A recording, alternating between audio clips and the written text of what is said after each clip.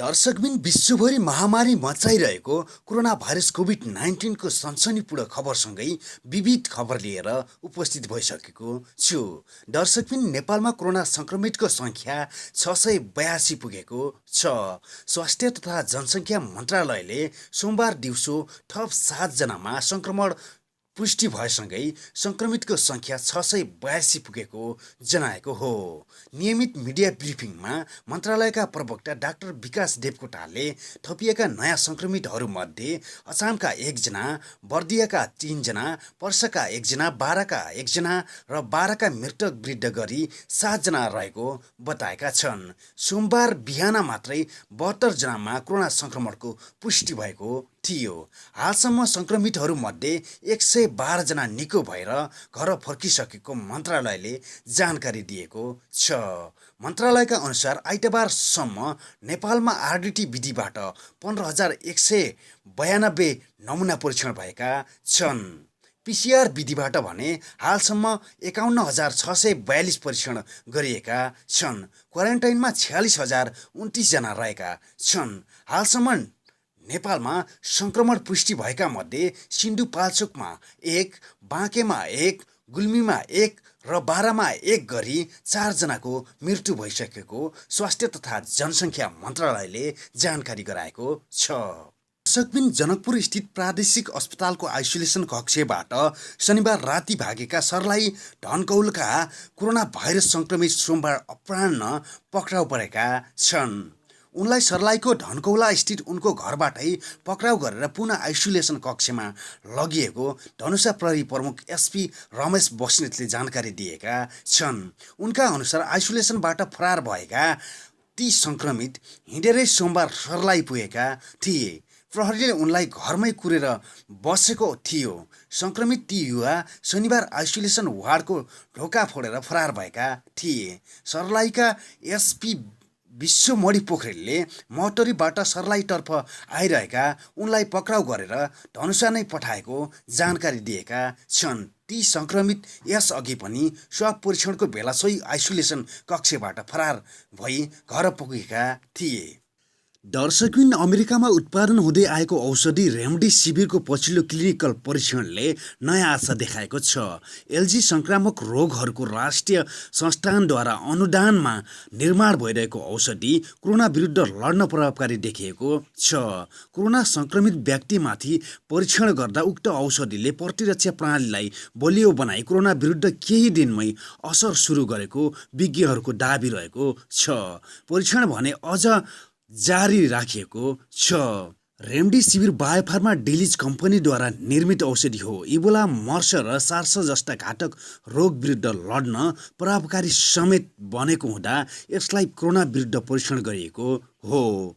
तीव्र गतिमा फैलिरहेको कोरोना संक्रमण विरुद्ध यसले निकै मद्दत पुर्याउने विज्ञहरू बताउँछन्। औषधिको 6वटा प्रमुख परीक्षण भइरहेको छ। यस औषधिको परीक्षण डब्ल्युएचओले समेत गरिरहेको छ। डब्ल्युएचओले गरेको परीक्षणले भारतीय संक्रमित व्यक्तिमा प्रयोग गरिने जनाइएको छ। बच्चा र युवा वर्गका संक्रमित व्यक्तिमाथि प्रयोग गर्न मे महिनाको सुरुवातमा औषधिलाई अमेरिकन फुड एन्ड ड्रग प्रशासनले मान्यता दिएको थियो। औषधिले जोखिम न्यूनीकरण मात्र गर्ने भएकोले यसका साथ अरू विकल्प पनि सोच्नुपर्ने विज्ञहरूले औँलाएका छन्। औषधिसँग प्रयोग गर्न एन्टिभाइरल विकास हुनुपर्नेमा विज्ञहरूको जोड रहेको छ। कोरोना भाइरसको महामारीबाट आक्रान्त छ र यसका विरुद्धको लडाइँमा सरिक छ र त्यसका विरुद्ध हामी पनि लडिरहेका छौँ। यसै क्रममा मुलुक 62 दिनदेखि लकडाउनमा छ। कुनै मानवीय क्षति नहोस् भन्ने हाम्रो अथक प्रयासका बावजुद यसबीचमा नेपालभित्र हाम्रा 3 जना नागरिकको दुःखद निधन भएको छ। उहाँहरूसहित कोरोना भाइरसद्वारा स्वदेश तथा विदेशमा भएको मानवीय क्षतिप्रति दुःख व्यक्त गर्दछु र शोकाकुल परिवारजनमा म गहिरो समवेदना व्यक्त गर्दछु। बन्दाबन्दी आगामी जेठ 20 गतेसम्म जारी छ।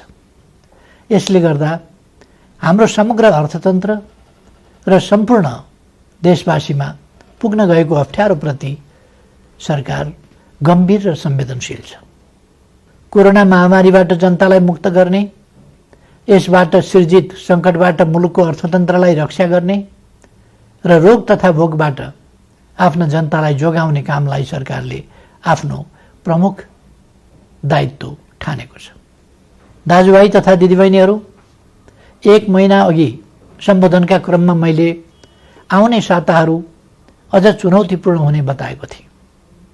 फागुन 3 गतेदेखि चैत 29 गतेसम्म झन्डै 2 महिनासम्म सङ्क्रमितको सङ्ख्या दोहोरो अङ्कमा ननाग्नु र मानवीय क्षति बेगर बन्दाबन्दीको पालना हुनुले विश्व स्वास्थ्य सङ्गठनले हाम्रो मुलुकलाई अति जोखिमबाट जोखिमको तहमा प्रगति भएको बताएको थियो। तर नयाँ वर्षको पहिलो हप्ता बितेसँगै महामारीको सङ्क्रमण फेरि विस्तार हुन थाल्यो। यति बेला सङ्क्रमितहरूको सङ्ख्या 600 नागेको छ।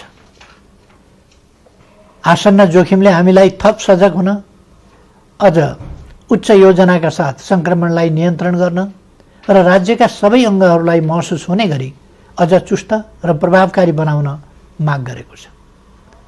यस महामारीलाई नियन्त्रण गर्न प्रारम्भिक दिनका तयारीमा केही अलमल जस्तो देखिए तापनि हालसम्म आइपुग्दा हामीले लिएका कदमहरू सफल भएका छन्। लकडाउनले जीवनलाई असहज त बनाएको छ, तर यसले सामाजिक दूरी कायम गर्न, केसहरू पहिचान गर्न, आइसोलेसनमा राख्न र सम्पर्कित व्यक्ति पत्ता लगाउन मद्दत पुर्याएको छ। समयमै गरिएको लकडाउन, अन्तर्राष्ट्रिय सीमा नाका र उडानहरू बन्द गर्ने निर्णय र समयमै तय गरेको अस्पताल सेवा सञ्चालन कार्यविधिको तर्जुमा र कार्यान्वयन लगायतका कदमहरूले महामारीबाट हुन सक्ने डरलाग्दो क्षतिलाई जोगाएको छ। यसबीचमा 2 महिनाका शिशुदेखि 81 वर्षीय वृद्धासम्मलाई निको पार्न सकिनुलाई उपलब्धिका रूपमा लिइनुपर्दछ। यसरी दक्षिण एसियाका कतिपय मुलुकहरूको तुलनामा नेपालमा महामारी नियन्त्रणको स्थिति प्रभावकारी छ, तर त्यो ढुक्क भएर बस्ने स्थितिमा भने छैन। कोरोना विरुद्धको हाम्रो लडाईँ निकै चुनौतीपूर्ण र लामो छ भन्ने यथार्थप्रति सरकार सचेत छ। आपूर्तिका सीमित स्रोत भएका कारण औषधि र स्वास्थ्य उपकरणको खरिदमा सिर्जना भएका केही अप्ठ्याराहरू हल भएका छन्। एकमात्र प्रयोगशालाबाट सुरु भएको कोभिड-19 को परीक्षणलाई 7वटै प्रदेशसम्म विस्तार गर्दै 20 भन्दा बढी प्रयोगशालाबाट अहिले तीव्र बनाइएको छ। परीक्षणको दायरालाई विस्तार गर्न किट तथा औषधिको प्रबन्ध द्रुत गतिमा गरी यसलाई यथाशीघ्र अझै उन्नत बनाइनेछ। विज्ञहरूले दिएको सल्लाह बमोजिम कम्तीमा जनसङ्ख्याको 2% परीक्षण विस्तार गर्ने योजनामा सरकार छ। प्रत्येक स्थानीय तहलाई कोभिड-19सँग जुझ्न सक्ने गरी स्वास्थ्य सुरक्षा, स्वास्थ्य सेवा, आधारभूत वस्तुहरूको आपूर्ति र शान्ति सुव्यवस्था कायम गर्न सक्ने तुल्याउन सङ्घ र प्रदेश बीचको सहकार्यलाई थप प्रभावकारी बनाइनेछ। खास गरी क्वारेन्टाइनको प्रबन्ध, राहत वितरण, आपूर्ति प्रणालीको व्यवस्थापन र अनुगमनमा स्थानीय तहलाई सक्षम पार्ने गरी साझेदारी अघि बढाइनेछ। क्वारेन्टाइनको सङ्ख्या बढाउने र त्यसको स्तरमा पुनरावलोकन गरी व्यापक सुधार गरिनेछ। आवश्यकता अनुसार बन्द अवस्थामा रहेका होटल तथा उपयुक्त सार्वजनिक संरचनाहरूलाई समेत क्वारेन्टाइनको रूपमा प्रयोग गर्ने बारेमा समेत योजना बनाइएको छ। केन्द्रीय योजना र स्थानीय तहको व्यवस्थापनमा सङ्क्रमित नागरिकको स्वास्थ्योपचार र क्वारेन्टाइनमा राखिएका व्यक्तिहरूको खानपान तथा हेरचाह व्यवस्थित गरिनेछ। महामारी विस्तार भएको ठाउँलाई सिल गरी त्यहाँ युद्ध स्तरमा परीक्षण तथा नियन्त्रणको कार्यलाई अघि बढाइनेछ। महामारी अहिले फैलिँदो अवस्थामा छ। यस महामारीसँग जुझ्न सबै सरकारी निकायहरू चुस्त र प्रभावकारी हुनै पर्दछ। समयको चुनौती सामना गर्न नसक्ने कुनै पनि संरचनाको नेतृत्वको तत्काल पुनर्व्यवस्था गरिनेछ। राष्ट्रिय सङ्कटको यस घडीमा खेलेको भूमिकालाई नै सम्बन्धित व्यक्तिको मूल्याङ्कनको मुख्य आधार बनाउँदै दण्ड र पुरस्कारको व्यवस्था गरिनेछ। कोरोना महामारी विरुद्ध एकीकृत कमान्ड एवं केन्द्रीय योजनालाई थप प्रभावकारी बनाइनेछ। सङ्घ, प्रदेश र स्थानीय तहबीच कोरोना सङ्क्रमण रोकथाम र नियन्त्रणका क्षेत्रमा जीवन्त सूचना, संवाद तथा प्रभावकारी समन्वयका लागि तीनवटै तहमा सम्पर्क व्यक्ति वा निकाय तोकी विद्यमान संस्थागत व्यवस्थालाई अझ चुस्त तुल्याइनेछ। फैलिँदो महामारीप्रति चासो राख्ने र यस महामारी विरुद्धको लडाईँमा कुनै न कुनै रूपमा संलग्न विभिन्न पक्षलाई समेटेर एउटा परामर्शदात्री संयन्त्र छिटै घोषणा गरिनेछ। दिदीबहिनी तथा दाजुभाइहरू, कुनै पनि विषयले कोरोना विरुद्धको जारी युद्धलाई कमजोर पार्न हुन्न भन्नेमा म स्पष्ट छु। मैले पहिले पनि भनेको छु, मानिसका लागि जीवन पहिलो कुरा हो।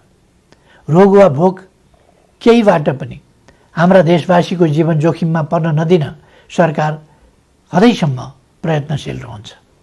यस कार्यमा सरकार सबै देशवासीबाट आजसम्म प्राप्त सहयोगका लागि आभारी छ र आगामी दिनमा थप रचनात्मक सहयोगको अपेक्षा पनि गर्दछ।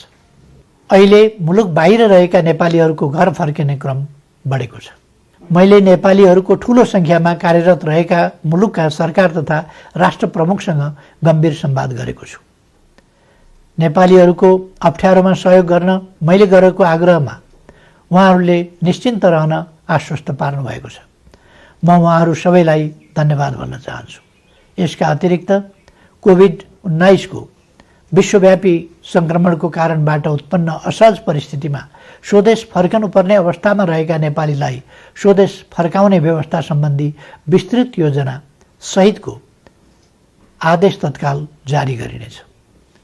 विश्वका जुनसुकै कुनामा अप्ठ्यारोमा परेका आफ्ना देशवासीहरूलाई सरकारले समयमै उद्धार गर्छ। समस्याको प्राथमिकता र देशभित्रको तयारीका बीच सन्तुलन मिलाउँदै यो काम छिट्टै सुरु गरिनेछ।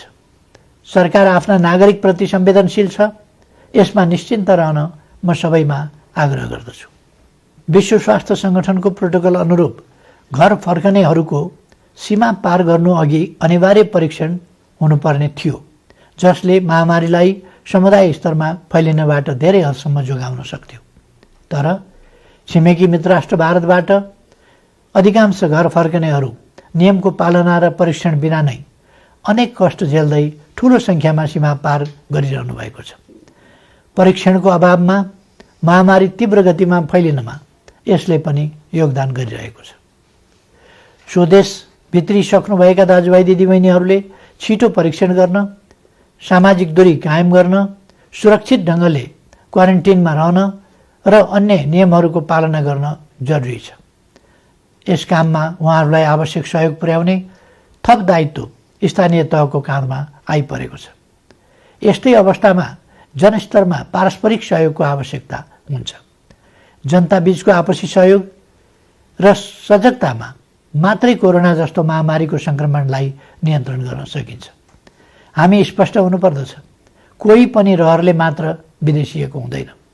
कोरोना सङ्क्रमण जो कसैलाई पनि हुन सक्छ, कसैले पनि इच्छाले सङ्क्रमण बोकेर फर्किएको पनि हुँदैन। कसैको पनि बोली र व्यवहारबाट घर फर्किएकाहरूको आत्मसम्मानमा चोट नपुगोस् भन्नेमा सचेत रहन म सबै देशवासीहरूलाई आग्रह गर्दछु। घर फर्किएका सबै दिदीबहिनी दाजुभाइहरूलाई आफ्ना कारणले आफ्नो परिवार, छरछिमेक तथा समुदायमा महामारी नफैलियोस् भन्नेमा सतर्क रहन र चिकित्सक तथा प्रशासनको सल्लाह बमोजिम स्वास्थ्य सम्बन्धी अन्य नियमहरूको पालना गर्न अनुरोध गर्दछु। अप्ठ्यारो बेलामा केही तत्त्वहरू जनतामा भ्रम फिजाएर आफ्ना अलग स्वार्थ र उद्देश्यहरू पूरा गर्न सक्रिय हुन सक्दछन्। यसरी जनतालाई भ्रमित गर्दै समाजमा असन्तोष फैलाउन उद्धत गैर जिम्मेवार तत्त्वहरूको बहकावबाट सतर्क रहन समेत आह्वान गर्दछु। विश्वव्यापी प्रवृत्ति र हाम्रो मुलुकमा त्यसको प्रभावलाई हेर्दा यस महामारीको सङ्क्रमण अझै केही अवधि जारी रहने देखिन्छ। समुदायमा सङ्क्रमण थप विस्तार हुन नदिन आवश्यक सावधानीका साथ केही नयाँ कदमहरू चालिनेछ। महामारीका कारण माध्यमिक शिक्षा परीक्षा एसईई सञ्चालन हुनुभन्दा 2 दिन अगाडि स्थगित गर्नु परेको थियो। यो परीक्षा सञ्चालन हुन नसक्दा लाखौँ विद्यार्थी अहिले अन्यलमा छन्। अहिले तत्काल परीक्षा सञ्चालन गर्न सकिने अवस्था पनि विद्यमान छैन। तसर्थ एसईईका परीक्षार्थी विद्यार्थीहरूको सिङ्गो शैक्षिक वर्ष खेर जान नदिन शिक्षा, विज्ञान तथा प्रविधि मन्त्रालयले छिट्टै आवश्यक प्रबन्ध मिलाउनेछ। आवश्यक नीतिगत व्यवस्थासहित मन्त्रालयले भर्चुअल कक्षाको समेत प्रयोग गरी सबै विद्यालयहरूमा नयाँ शैक्षिक वर्ष अन्तर्गतको पठन पाठन सञ्चालनको काम अघि बढाउनेछ। कोरोना भाइरस महामारीको जोखिम न्यून गर्दै आवश्यक आर्थिक क्रियाकलापलाई सुचारू गरिनेछ। सरकारको नीति तथा कार्यक्रममा जोड दिइए अनुरूप खेतीपातीको याम खेर जान नदिन सामाजिक दूरी र आवश्यक परहेजलाई ख्याल गरी कृषि कार्य अघि बढाइनेछ। समुदायमा सङ्क्रमण फैलिन नदिन मानिसको आवागमनलाई आवश्यक मात्रामा सीमित गर्ने गरी प्रशासनिक कडाइलाई भने कायमै राखिनेछ। कोरोना महामारीका कारण थपिन सक्ने गरिबी र बेरोजगारीलाई समाधान गर्न कृषि क्षेत्रको अहम भूमिका हुने कुराप्रति सरकार सचेत छ। ठूलो मात्रामा आधुनिक यन्त्र र प्रविधिको प्रयोग गरी व्यावसायिकीय कृषि उत्पादनको कार्य अपेक्षित मात्रामा हुन नसक्नु, मेहनत तथा लगानी गर्ने उत्पादक र मूल्य तिरेर खरिद गर्ने उपभोक्ताको अहित हुने, तर किसान र उपभोक्ताको बीचमा रहने बिचौलियाले भने अनुचित फाइदा उठाउने जस्ता समस्या कृषि क्षेत्रमा रहेको आजको गम्भीर समस्या हो। यस समस्यालाई सम्बोधन गर्न आवश्यक खाद्य वस्तुहरूको आयातलाई घटाउने, कृषिमा आत्मनिर्भर हुने, क्रमशः कृषि उत्पादनको निर्यात तीव्र पार्ने र कृषि क्षेत्रमा ठूलो मात्रामा रोजगारी र स्वरोजगारी सृजना गर्ने कार्यक्रम हालै संसदबाट नीति तथा कार्यक्रमका रूपमा पारित गरिसकिएको छ। कोरोना महामारीका बीच पनि अर्थतन्त्रलाई चलायमान राख्ने र राष्ट्रिय गौरवका आयोजना लगायत कतिपय विकास आयोजनालाई अगाडि बढाउने हाम्रो प्रयास र प्रयोग सफल भएको छ। कोरोना महामारी बीच पनि माथिल्लो तामाकोशी, मेलम्ची, पोखरा, भैरवा र काठमाडौँ विमानस्थल निर्माण विस्तार तथा रानी पोखरी, धरहरा लगायत पुनर्निर्माणका काम अगाडि बढाउन सकिएको छ। यसले कोरोनालाई छल्दै विकासका काम अगाडि बढाउन सकिन्छ भन्ने पुष्टि भएको छ। अब नियन्त्रणको सीमाभित्र रहन सक्ने थप उद्योगहरूलाई सञ्चालनको अनुमति दिइनेछ। काममा आउने आफ्ना श्रमिकलाई समुदायमा छ्यासमिस नहुने प्रबन्ध गर्ने शर्तमा जुन जुन जिल्लाका श्रमिक हुन् तिनीहरूलाई पहिले कोरोना परीक्षण गरी प्रशासनको निगरानीमा उद्योग व्यवसाय सञ्चालन हुने स्थानमा ल्याउने प्रबन्ध मिलाइनेछ। सम्बन्धित उद्यमीले आफ्नो व्यवसायमा रहने श्रमिकहरूले तोकेको प्रोटोकल पालना गरे नगरेको अनुगमन आफै गरी त्यसको नियमित जानकारी सम्बन्धित प्रशासनिक निकायमा गराउनु पर्नेछ। यसको प्रभावकारिताको आधारमा क्रमशः थप व्यवसाय सञ्चालनको प्रक्रिया अघि बढाइनेछ। दैनिक आवश्यक वस्तुहरूको आपूर्ति सहज तुल्याउने र आन्तरिक उत्पादन वृद्धिका लागि कच्चा पदार्थदेखि उत्पादित वस्तुको बजारसम्मको श्रृङ्खला अवरुद्ध हुन दिइने छैन। आवश्यक वस्तुहरूको आन्तरिक ढुवानी र आयात निर्यात सहज बनाइनेछ। कोरोना महामारीको असरबाट क्षति भएका औद्योगिक व्यावसायिक क्षेत्रका लागि राहत सुविधाको व्यवस्था सरकारले गर्नेछ। यस्ता सुविधामा कर सहुलियत, शुल्क मिनाहा, कर्जाको ब्याज सहुलियत, सहज ऋणको उपलब्धता एवं विद्युत लगायतका क्षेत्रमा दिइने छुटहरू पर्नेछन्। निजी क्षेत्र सबल नहुँदा अर्थतन्त्र सबल हुन सक्दैन भन्ने यथार्थलाई सरकारले राम्रोसँग बुझेको छ। शिथिल बन्न पुगेको अर्थव्यवस्थालाई दुरुस्त गर्न आवश्यक आर्थिक पुनरुत्थान सम्बन्धी विस्तृत प्रस्ताव अर्थ मन्त्रालयले छुट्टै जारी गर्नेछ। यस अप्ठ्यारो समयमा अपाङ्गता भएका व्यक्ति वा अन्य कसैको पनि राज्यले उपलब्ध गराउँदै आएको सामाजिक सहायतामा कटौती गरिने छैन। सामाजिक सुरक्षाको दायरा फराकिलो पारिनेछ। योगदानमा आधारित सामाजिक सुरक्षा प्रणालीलाई परिमार्जन गरिनेछ।